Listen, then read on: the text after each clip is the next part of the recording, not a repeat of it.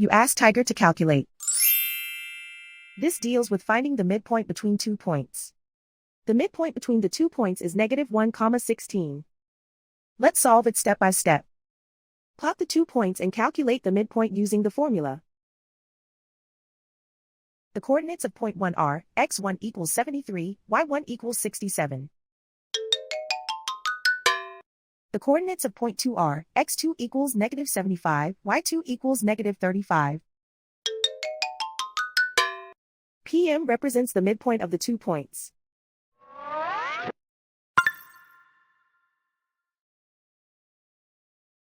Use the x values in the midpoint formula to find the midpoints x.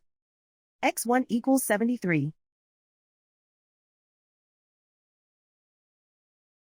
x2 equals -75. Simplify the arithmetic.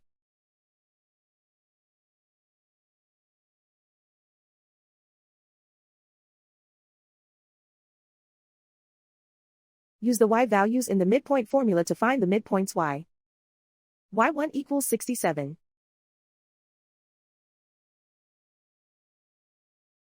y2 equals -35. Simplify the arithmetic.